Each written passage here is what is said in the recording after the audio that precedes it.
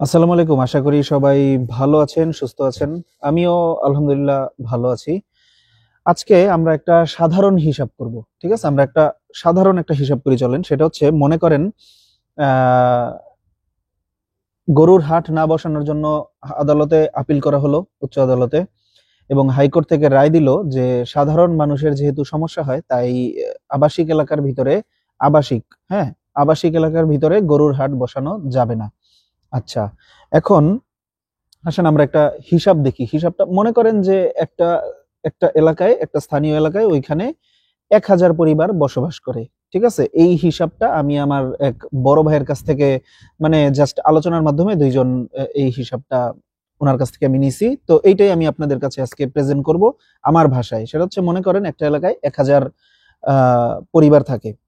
সেই ১,০০০ পরিবারের সবাই কিন্তু মুসলমান ধর্মের হয় না।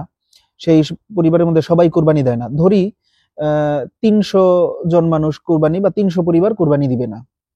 ৭০০ পরিবার বাকি থাকে। এর মধ্যে ধরি আরো ৩০০ পরিবার গ্রামে চলে যাবে। আচ্ছা, তারপরে ধরি আরো ১০০ পরিবার আ এগ্রো ফার্ম থেকে গরু কিনবে। সব হিসাব বাদ দিলেও থাকে ৩০০ পরিবার যারা ঢাকায় থাকবে ওই এলাকায় গরু কিনে কুরবানি দিবে। এখন আসল সমস্যাটা কিন্তু তাদের। তারা এখন অন্য হাটে যাবে যে এলাকায় হাট বসতেছে। এতে করে রাস্তায় প্রচুর মুভমেন্ট তৈরি হবে। তাদের গাড়ি লাগবে, রিক্সা লাগবে, আনার সময় ট্রাক লাগবে, পিকআপ লাগবে। এখন এই যে তাদের গরু আনার সময় ট্রাক লাগবে, পিকআপ লাগবে। এখন এই জিনিসগুলো করতে যে রাস্তায় একটা জ্যাম তৈরি হবে। প্লাস বাঙালি তো আসলে সবসময় ব্যবসার ধান্দায় থাকে। এই হাটগুলা কমে যাওয়ার কারণে হবে কি যে ফার্ম আছে, ফার্মে গরুর দাম বাড়বে। যেইখানে হাট বসতেছে অস্থায়ী সেই হাটগুলোও কিন্তু গরুর দাম বেড়ে যাবে। কারণ মানুষ সবসময় একটা ব্যবসার ধান্দায় থাকে। আচ্ছা, এখন তাইলে যারা আপিল করলো তাদের মধ্যে ম্যাক্সিমাম মেজরিটি মানুষই কিন্তু দেখা যায় এইখানে ঈদের সময় ঈদ করবে না। তারা ঈদের একদিন আগে গাট্টি বস্তা নিয়ে গ্রামের বাড়িতে চলে যাবে, কিংবা হয় কোরবানি দিবে না বা অন্য কোনো জায়গায় করবে। যাই হোক, ঢাকায় যারা থাকে তাদের আসলেই কতটুকু সমস্যা হয় ঈদের ২ দিন আগে থেকে, বলতে গেলে ২ দিন বা একদিন, আমি ধরি একদিন, যে আগামীকালকে ঈদ, আজকে সকাল থেকেই মোটামুটি হাট ফাঁকা। কারণ এখন আর কুরবানি হাটে গরু থাকে না, গরুর মোটামুটি সংকটই হয়। আহ, বা দেখা যায় যে সমান সমান থাকে, কিংবা হয়তো অল্প কিছু অবশিষ্ট থাকে। গরু কিন্তু এখন আর আগের মতো ওরকম না যে হাট ভর্তি গরু থাকতেছে, চান্দ্রাতেও গরু ওরকম বিক্রি হইতেছে। চান্দ্রাতে গরু বিক্রি হয় খুবই সামান্য। যাদের ম্যাক্সিমাম মানুষের গরু কেনার ঈদের ২ দিন আগে গরু কেনা শেষ হয়ে যায়। মনে করেন যে কালকে ঈদ, আজকে হচ্ছে চান্দ্রাত, গতকালই সব গরু বিক্রি শেষ হয়ে গেছে। আজকে অল্প কিছু গরু আছে যেগুলা কিনা, যেসব কাস্টমার যারা ব্যবসা করে অরিজিনালি ঢাকায় থাকে, যারা গরু কিনতে পারে নাই, দোকানপাট বন্ধ করে, তারা আগের দিন গরু কিনে পরের দিন সকালে কুরবানি দেয়। এইটাই হইতেছে মোটামুটি স্বাভাবিক পরিস্থিতি। এমন হয় না কখনো যে ঈদের আগের দিন মানুষ বেরোইতে পারতেছে না, যেতে পারতেছে না। আমি আমি মেরা দিয়ায় থাকি, আমি খুব ভালো মতো জানি ওইখানে পরিস্থিতি কিরকম হয়। ময়লা আবর্জনা যেটুকু হয় এটা সিটি কর্পোরেশনের দায়িত্ব। এটার জন্য সাধারণ মানুষ সাফার করবে না, এটা সিটি কর্পোরেশন করবে, বনশ্রী কল্যাণ সমিতি করবে। প্রত্যেক এলাকায় একটা কল্যাণ সমিতি থাকে, আফতাবনগরে কল্যাণ সমিতি থাকে, সিটি কর্পোরেশনও থাকে। তাদের দায়িত্ব এই হাটের আবর্জনা, ময়লা এগুলা পরিষ্কার করা, এবং তাদেরকে সম্ভবত একটা সময় দেওয়া হয় যে ২৪ ঘন্টা বা ৪৮ ঘন্টা এর মধ্যে পরিষ্কার করতে হবে। কিন্তু সেইটাও কি ময়লা থাকে, আপনার খড় থাকে, হাটের বাঁশগুলা গাড়া থাকে।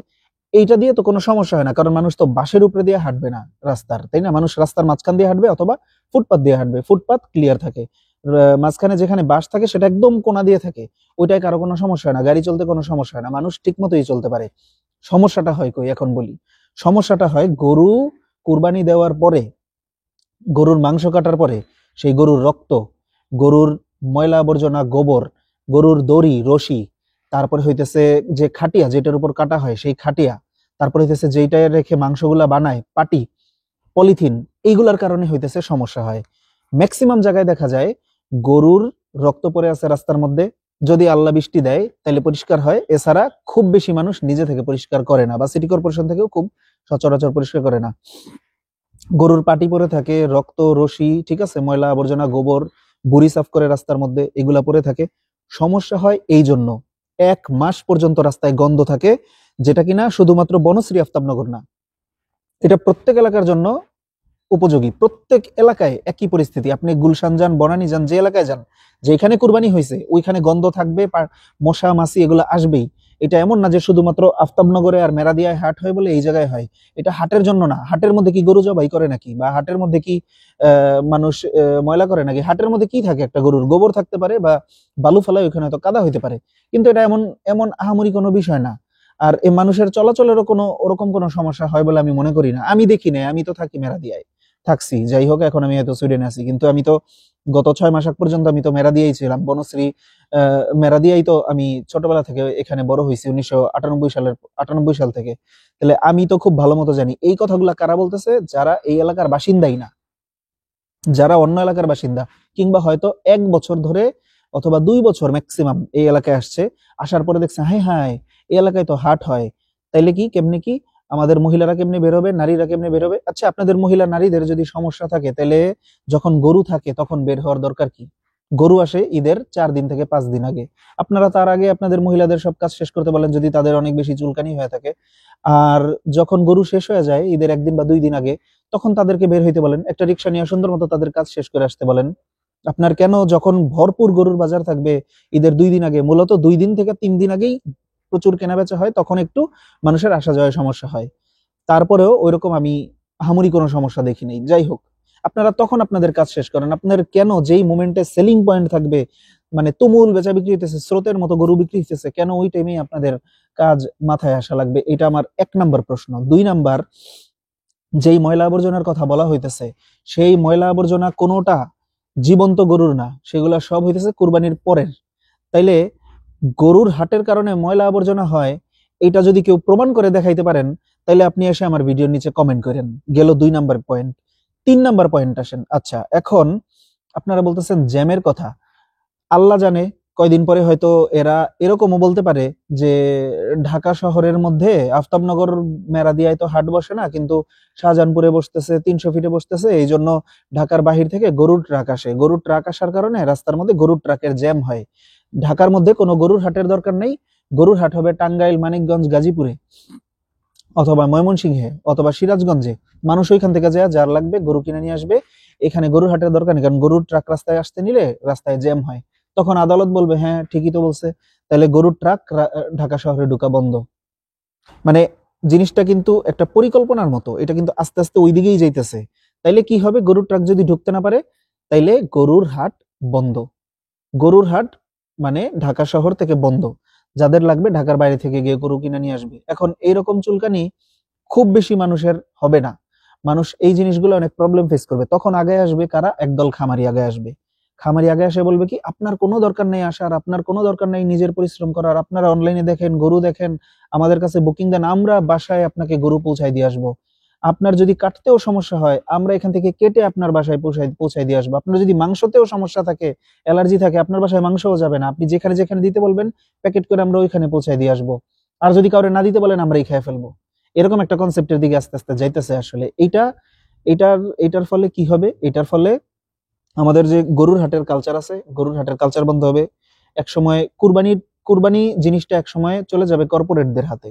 তখন কি হবে? তখন আর আপনি কোনো জীবন্ত গরু দেখতে পারবেন না। আপনি জানবেন আপনার একটা গরু আছে, একটা গরু কুরবানি হইতেছে, আপনি ওইখানে ফোন দিয়ে দিবেন, ওইখানে ওরা কুরবানি করবে না কি করবে, ওরা ওদের মতো মাংস বিলাবে না কি করবে তাও জানি না। এরপরে মানে আপনার টাকা দিবেন, আপনার কুরবানি হয়ে গেছে, শেষ। মানে এই যে আমি যে সুইডেনে আছি, এখানে যেরকম হয় ওইরকম আপনার কি গরু, আপনি খালি ছবি দেখবেন হয়তো। আবার যার একটু সময়ের সমস্যা আছে বা একটু সময় কম, সে হয়তো ছবিটাও না দেখতে পারে। আসলে আমি কি বলবো, মানে হাসি আসে কিন্তু খুব কষ্ট লাগে।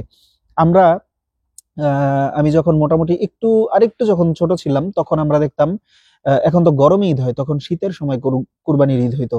আমরা একদম সকালে যখন কুয়াশা থাকতো, তখন সকাল 6টার দিকে 7টার দিকে হাটে যেতাম। কি সুন্দর দৃশ্য ছিল, বিশ্বাস করবেন না, আফতাবনগরে আমরা যখন ঢুকতাম, সাঁকো পার হয়ে অথবা নৌকা দিয়ে, তখন সাঁকো ছিল না, নৌকা দিয়ে পার হইতাম, নৌকা পার হয়ে যখন যেতাম, তখন দেখতাম কুয়াশা এর মাঝখানে ব্যাপারীরা খড় কিছু অথবা মাটি খুঁড়ে ওই খড় দিয়ে লাকড়ি দিয়ে আগুন জ্বালাইছে, আগুনে হাত পা তাপ নিতেছে, তারপরে ওখানে পাতিলে তারা খিচুড়ি বসাইছে। এত সুন্দর গন্ধ তাদের মানে খাবারের, আর ঘ্রাণ এত সুন্দর রান্নার। আশেপাশে মানে আমার মনে চাইতো মাঝে মাঝে আমি তাদের সাথে বসে খাই। তো তাদের ওই পাশে খড় রাখা থাকতো গরুকে খাওয়ানোর জন্য, আমি ওই খড়ের উপরে বসতাম, বসে তাদের সাথে গল্প করতাম, তাদের রান্না বান্না দেখতাম। তারা সকালবেলা উঠা গরুকে কিভাবে ধোয়া মোছা গোসল করানো, তারপর গরুর জন্য খাবার বানানো খাওয়াইতো, এগুলো বসে বসে দেখতাম। মানে আমি এরকম ছিল যে শুধুমাত্র ঘুমানোর জন্য বাসায় আসতাম, ভাতও আমি হাটে খাইতাম। এরকম অনেক আছে, আমি বাইরে খাওয়া দাওয়া করছি, সারাদিন বাসায় আসি নাই। মানে আমি বাসায় আসতাম শুধু রাত্রে ঘুমানোর জন্য। আবার ঈদের 2-3 দিন আগে এরকম হয়েছে যে ঘুমানোর জন্য আসতাম না বাসায়, সকাল ভোরের দিকে আসতাম, 2-3 ঘন্টা ঘুমাইতাম, আবার বের হয়ে যেতাম, এমন একটা পরিস্থিতি।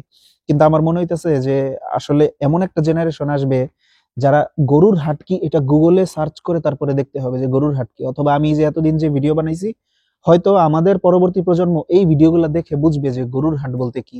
একটা প্রজন্ম আসবে যারা আফতাবনগর থেকে যে লাইনে লাইনে লাখে লাখে পানির স্রোতের মতো বন্যার মতো গরু বের হইতেছে, ভাই কত নিল, ভাই কত নিল, হাসিল হাসিল চেক করতেছে, হ্যাঁ হাসিল ছাড়া কোনো গরু বাইরে যাবে না, ভলেন্টিয়ার ভাইদের দৃষ্টি আকর্ষণ করতেছি, কোনো হকার যাতে হাটে ঢুকতে না পারে, হাসিল চেক করে নিবেন, এই ধরনের কথা মানে আর শুনতে পারবেন কিনা আমি জানি না। আফতাবনগর মেরা দিয়া 2 বছর, জাস্ট 2 বছরের মধ্যে শেষ। আমার মনে হয় আগামী 5 বছর ওয়েট করেন, আগামী 5 বছর ওয়েট করলে আপনারা দেখবেন ঢাকা শহরে গরুর হাট বলতে আর কিচ্ছু থাকবে না। আমরা আমার ওয়ার্ডটা আপনারা মার্ক করে রাখেন, ঢাকা শহরে গরুর হাট বলতে আর কিচ্ছু থাকবে না। এইরকম পরিস্থিতির দিকে তারা নিতেছে। আচ্ছা, এখন আমি আরেকটা কোশ্চেন করি। কোশ্চেনটা হইতেছে, যারা বলে যে গরুর হাটের কারণে জ্যাম হয়, সমস্যা হয়, আমি এখন আপনাদেরকে বলি, আমি যখন সকালবেলা অফিসে যাইতাম, সকালে আমি 8:30 9:45 দিকে আমার অফিসের জন্য বের হইতাম, 8:30 9:45 এইটাই, অথবা মাঝে মাঝে 8:15 এরকম টাইমে। আমি যখন অফিসে যেতাম আমি আমার বাইক নিয়ে যেতাম। আমি মেরাদিয়া থেকে রামপুরা ব্রিজ যেতে আমার আধা ঘন্টা সময় লাগতো। কেন জানেন? পুরা রাস্তা ঠিক আছে, আইডিয়াল স্কুলের জন্য ই ব্লক থেকে শুরু করে বি ব্লক পর্যন্ত পুরাটা জ্যাম। আবার যদি কখনো দুপুরের দিকে বের হইতাম, যদি আগে চলে আসতাম কখনো বা কখনো ছুটি থাকতো, যদি দুপুরের দিকে বের হইতাম, আপনারা যারা বনশ্রীতে বের হন দুপুরের দিকে, আপনি B block, C block, D block, E block, F block এই পর্যন্ত প্রত্যেকটা রোডে জ্যাম, প্রত্যেকটা রোড প্যাকড হয়ে থাকে। কেন? Ideal school, national ideal school, এই স্কুলগুলো ছুটি হয়, ছুটি হওয়ার পরে এদের একটা স্টুডেন্টকে নেওয়ার জন্য একটা গাড়ি আসে, 10টা স্টুডেন্টের জন্য 10টা গাড়ি আসে, না হইলে 10টা রিক্সা আসে, না হইলে 10টা ভ্যান আসে, না হইলে মানুষ হাইটা যাইতেছে, মানে যেভাবে খুশি সেভাবে সে স্কুল থেকে বাচ্চাগুলা বের হইতেছে, আবার বাচ্চাগুলা ঢুকতেছে। এখন আমরা বলতে পারি না যে আমার যে মূল্যবান সময় এখানে নষ্ট হয়? আমি তো এমনও আছে কখনো জ্যামের মধ্যে এক ডি ব্লকের 3 নাম্বার রোডে আমি বসে রয়েছি আধা ঘন্টার উপরে, অ্যাম্বুলেন্স এসে এভাবে দাঁড়ায় আছে, কারণ অপোজিট সাইড থেকে স্কুলের গাড়ি আসতেছে, এই জন্য অ্যাম্বুলেন্স যেতে পারতেছে না। এরকম আমি অসংখ্য দৃশ্য দেখছি। তাহলে আমরা এখন আন্দোলন করি আবাসিক এলাকার ভিতরে কোনো স্কুল থাকতে পারবে না? বলেন তো, পিছনে আগুন লাগে কিনা এই কথা বললে? এখন আবাসিক এলাকায় স্কুল কেন থাকবে এতগুলা? এক এলাকার ভিতরে এক এলাকায় একটা স্কুল থাকবে, আর এলাকার ভিতরে স্কুল থাকার দরকার কি? স্কুল থাকবে সব ঢাকার বাইরে। বলি আমরা এখন, স্কুল কলেজগুলো আপনারা ঢাকার বাইরে নিয়ে যান না, সাভারে নিয়ে যান। আইডিয়াল স্কুল, তারপরে ভিকারুন্নেসা, তারপরে আরো যেসব স্কুল আছে ন্যাশনাল আইডিয়াল, এই স্কুলগুলো আপনারা ঢাকার বাইরে নিয়ে যান, গাজীপুরে নিয়ে যান, তারপরে সাভারে নিয়ে যান, কেরানীগঞ্জ নিয়ে যান, ওইদিকে মাওয়া হাইওয়ে আছে, হাইওয়ের উপরে স্কুল বসান। সমস্যা কি? যার পড়াশোনা করার সে ওখান থেকে যে এসে পড়বে, আর নাইলে সবাই অনলাইনে ক্লাস করবে। আমি তো কোনো সমস্যা দেখতেছি না। আপনারা কেউ সমস্যা দেখতেছেন? সবাই কমেন্ট করেন, কমেন্টের মধ্যে জানান যে কোনো সমস্যা আছে কিনা ঢাকার বাইরে স্কুল নিয়ে গেলে। এই স্কুলের কারণে আমরা কি পরিমাণ জ্যামে পড়ি, যারা শুধুমাত্র এই এলাকার বাসিন্দা তারা জানে। মানুষ রাস্তায় দাঁড়ায় আছে ঘন্টার পর ঘন্টা, গরমে অসুস্থ হয়ে যাইতেছে মানুষ, কিন্তু যাইতে পারতেছে না। কেন? কারণ প্রত্যেকটা স্কুলের গাড়ি, প্রত্যেকটা স্কুলের গাড়ি, প্রত্যেকটা বাচ্চার সাথে একটা করে গাড়ি, প্রত্যেকটা মানুষ রাস্তার মধ্যে অসুস্থ হয়ে যেতে থাকে, রাস্তার মধ্যে জ্যামে বসে থাকে, মানুষের অফিসের দেরি হয়, মানুষের হসপিটালে যাওয়ার সমস্যা হয়, প্রত্যেকটা মানুষের সমস্যা হয়। আমরা বলছি কোনোদিন যে স্কুল ঢাকার বাইরে নিয়ে যান? আজকে বললাম, বলতে বাধ্য করলেন। আপনারা গরুর হাট সরাবেন, আগে আপনারা স্কুলগুলা সরান। বনশ্রী এলাকার মধ্যে বা আফতাবনগর এলাকার মধ্যে আবাসিক এলাকা, তো আবাসিক এলাকায় কোনো স্কুল থাকবে না। আবাসিক এলাকা মানে কি? আবাসিক মানে হইতেছে বসবাস উপযোগী এলাকা, কিংবা যে এলাকায় সাধারণত মানুষ বসবাস বাদে আর কোনো ধরনের কোনো কিছু থাকতে পারবে না, কোনো প্রতিষ্ঠান থাকতে পারবে না। হসপিটাল একটা এমার্জেন্সি সার্ভিস, এটা থাকতে পারে, স্কুল কোনো এমার্জেন্সি সার্ভিসের মধ্যে পড়ে না। ঠিক আছে? এখন তাইলে আপনারা হসপিটাল গুলা রেখে বাকি আপনার এই স্কুল যা আছে এগুলা আবাসিক এলাকা থেকে বিদায় করেন। আবাসিক মানে জানেন আবাসিক এলাকা মানে কি? আবাসিক এলাকা হচ্ছে বসুন্ধরা। আপনারা বসুন্ধরায় যান, ডিওএইচএস এর ভিতরে যান, এগুলো হইতেছে আবাসিক এলাকা। আবাসিক এলাকা মানে হচ্ছে যেই এলাকায় সিকিউরিটি থাকবে, যেই এলাকার মেইন গেট দিয়ে একটা হকার, একটা ফকির, একটা মিসকিন, একটা দোকানদার কিচ্ছু ঢুকতে পারবে না। বসুন্ধরা, ডিওএইচএস এগুলোর মধ্যে যেয়ে দেখেন আপনার বিল্ডিং এর নিচে কোনো দোকান আছে কিনা। প্রত্যেকটা বিল্ডিং এর নিচে যাবেন, যেয়ে দেখবেন তো একটা টং দোকান পান কিনা, যেখানে মানুষ আড্ডা দিতেছে। প্রত্যেকটা বিল্ডিং এর নিচে যেয়ে দেখবেন যে একটা হোটেল পান কিনা, একটা চকলেট চিপসের দোকান পান কিনা, একটা পুরীর দোকান পান কিনা। আর আফতাবনগর আর বনশ্রীতে প্রত্যেকটা বিল্ডিং এর নিচে একটা করে দোকান। কারণ কি, একটা বাসা ভাড়া দিলে একটা বাড়িওয়ালা নিচতলায় হয়তো 10,000 টাকা ভাড়া পায়, একটা দোকান ভাড়া দিলে পায় 20,000 টাকা। প্রত্যেকটা বিল্ডিং এর নিচে একটা দুইটা করে দোকান, দুই গ্যারেজের দুই সাইডে দুইটা ছোট ছোট দোকান। বলেন এটা আবাসিক এলাকা? বলেন আপনারা ছাগল, আপনারা কি কি খান? গরুর গোবর খাইলেও তো আপনাদের মাথায় একটু বুদ্ধি আসার কথা। আপনাদের মাথায় কি ন্যূনতম কমন সেন্স নাই যে আবাসিক এলাকা কোনটা আর অনাবাসিক কোনটা? ঠিক আছে, এটা এই এলাকায় মানুষ থাকতেছে, ঘন বসতিপূর্ণ এলাকা আপনি বলতে পারেন, কিন্তু এটা মোটেও আবাসিক এলাকা না। আবাসিক এলাকা হইতেছে ডিওএইচএস, আবাসিক এলাকা হইতেছে বসুন্ধরা, আবাসিক এলাকা হইতেছে বাড়িধারা, যেখানে বিল্ডিং এর নিচে কোনো দোকান থাকবে না। আপনার যদি আবাসিক এলাকা বনশ্রীকে, আফতাবনগরকে বানাইতে হয়, বিল্ডিং এর নিচ থেকে দোকান সরান, বিল্ডিং এর নিচ থেকে হোটেল সরান, পুরীর দোকান সরান, টং এর দোকান, আড্ডা এগুলা সরান। আপনি যদি এগুলা সরাইতে পারেন, সেদিন বললেন যে এটা আবাসিক এলাকা, সেদিন আপনি গরুর হাট বন্ধের কথা বললেন, তার আগ পর্যন্ত বললেন না। আর যদি গরুর হাট বন্ধ করতে হয়, তাহলে আপনারা স্কুল কলেজ গুলা সরান। এটা আমি আপনাদের কাছে সামনে পয়েন্ট রেখে গেলাম। আপনারা যদি মাথায় কারো বুদ্ধি থাকে, যারা এই হাটের বিরোধিতা করতেছেন, তারা আপনারা বুঝতে পারবেন। আর আমার যারা সাবস্ক্রাইবার আছেন, আমি তো মানে মনে করি যে তারা সবাই খুব বিজ্ঞ এবং তারা সবাই খুব ভালো মতো জানে যে আমি কথাগুলো মানে কোন পার্সপেক্টিভে বলতেছি বা কিভাবে বলতেছি। আমার আর কিছু বলার নেই আসলে, শুধুমাত্র এই কথাটাই বলবো, প্রত্যেকটা অ্যাকশনের একটা রিয়াকশন আছে। আপনি আজকে গরুর হাট উঠানোর জন্য যেই পায়তারা করতেছেন, এই কুড়ালটা আপনি নিজের পায়ে নিজে মারতেছেন।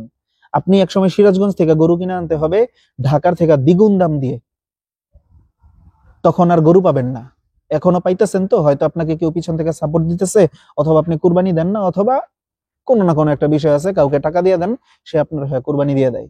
এই জন্য আপনারা এরকম মনে করতেছেন, কিন্তু এই দিনে দিন না, দিন আরো আসবে। ঠিক আছে, যখন দিন আসবে তখন আবার কিন্তু হাতে পায়ে ধইরাও কুল পাবেন না। সুতরাং আফতাবনগরে আর মেরাদিয়ায় যে হাট হবে না, এই বিষয়ে আপনারা আদালতে যে রিট করেন, আপনাদের বুদ্ধির মানে কতটুকু আপনাদের বুদ্ধি, সেই প্রশ্ন আমি আজকের ভিডিওতে রেখে গেলাম। সবাই জানাবেন ভিডিওটা কেমন লাগলো। আসসালামু আলাইকুম।